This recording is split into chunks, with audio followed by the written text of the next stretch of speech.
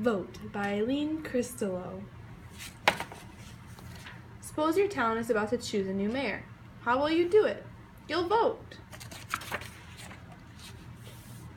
Voting is a way to choose.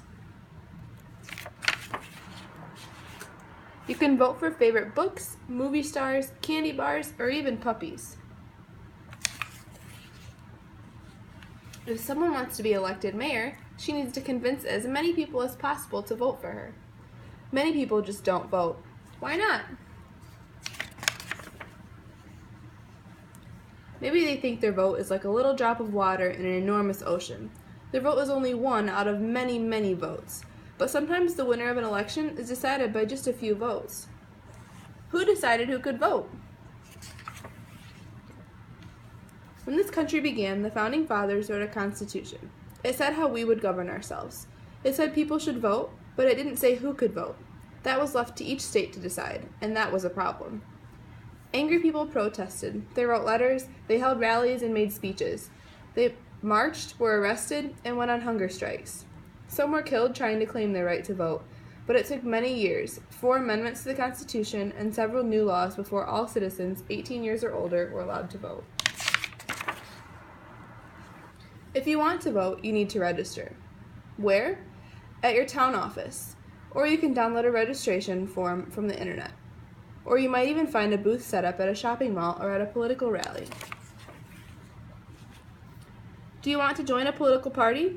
You've probably heard of the Democrats or the Republicans, but you could join the Green Party, the Libertarians, the American First Party, or the Progressives, to name just a few. Or you could be independent and not join any party at all.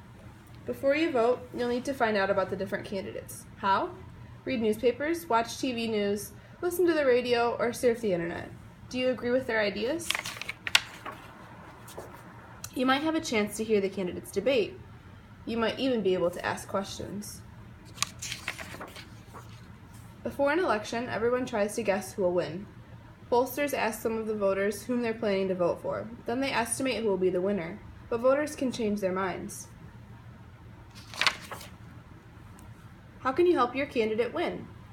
You can volunteer to answer phones, call voters, address envelopes, or hand out flyers. Campaigns need lots of help. And they need lots of money to help pay for phones, computers, stamps, flyers, and bumper stickers. And most of all, ads and more ads. Where will they find the money? You might want to donate a few dollars to your favorite candidate's campaign, or maybe you'll be invited to a fundraising dinner. Would you like to pay $250 for a fancy hamburger and a chance to meet the candidate? If you donate lots of money, maybe the candidate will listen to you more than to other voters. Is that fair? Does that mean your vote will count more than the other voters' votes? There's a lot of disagreement about this. By the last week of the campaign, everyone is tired, but the candidates make more speeches. They shake more hands, and they run more and more ads. Maybe, just maybe, they will convince another few voters to vote for them. Some of these ads can be very misleading. Finally, it's election day. Most voters are assigned a particular place to vote, a school, a library, a church basement, wherever there's a space for voting booths. What if you're away on voting day? You can get an absentee ballot in advance. Some places let people vote by mail or in the internet. A few places set up voting machines early, but however you vote, you just get one vote. You can't go back and vote again. In most places, people use voting machines. Many cities and towns are replacing old machines with new electronic ones. But in very small towns, voters still mark paper ballots with a pencil. However you do it, you'll vote in a private booth. No one can see how you vote. When the voting ends, the counting begins. Who will win? Stay close to your TV or radio to find out. Usually a few hours after the polls close, the winner is announced. But wait!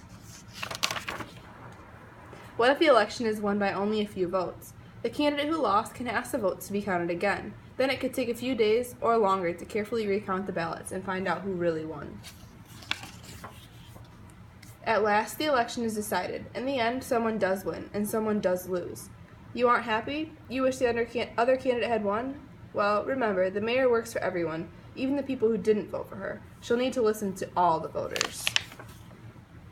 After she is sworn in, the new mayor will have a few years to do her new job. She won't please all the people all the time, but if she does a good job, maybe the voters will elect her again.